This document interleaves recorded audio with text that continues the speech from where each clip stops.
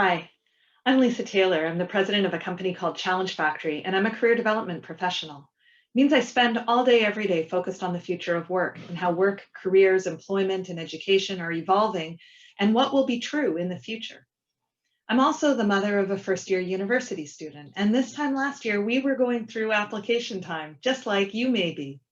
We were exploring campuses and looking at programs, trying to figure out exactly where he was going to fit.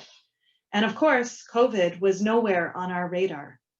This year is very different. You have the foresight of knowing that COVID is going to be a factor. And I bet you're maybe wondering how much of a factor you should put on it and what impact it might have on the choices your student is making. Even without COVID, helping your students make good career choices and education choices, helping them find their post-secondary path is challenging. They may be totally different people than you were. They may be interested in things that are totally different than where you think the future job market rests. Your hopes and dreams for what they might study may not align with what they want to do, or where they want to live, or what type of school they want to attend. It's not easy to be a parent and a career advisor. And sitting in my shoes, where I have the opportunity to be both a career professional and a parent, I've learned a couple of things along the way.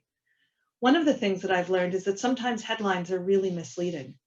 At the moment, there's a lot of information being flooded about things related to student mental health, disrupted education, careers that have been disrupted or scarred, possibly for life, for an entire generation.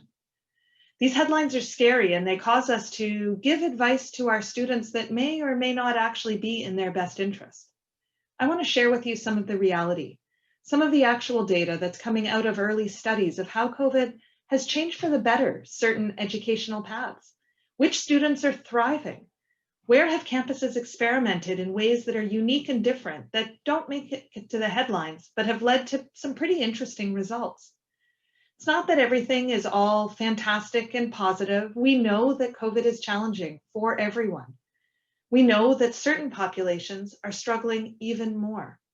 What I'd like to find is a balance, a way to help you have good information so that not that you give better advice to your students, but so that you ask better questions. So that as they go through the stressful cycle of applying to universities and waiting for those acceptances to roll in, together you explore what might be possible. What do they want to be true? And how can they set themselves up for the best success possible moving forward? Their careers are not permanently scarred.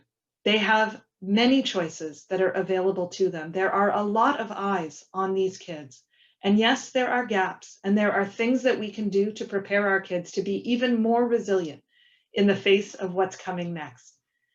But transitioning to post-secondary education is an exciting life stage. It's a moment in time for both of you. It is emotional, as well as a massive time of decision-making and celebration.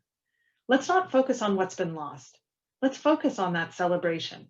Come and join me on December 1st. We're going to have a free open event to all parents who are facing the choices with their students of what to do next with post-secondary in the context of a pandemic. There'll be data and information, tools and strategies, laughter and hope along the way. And I can't wait to see you there.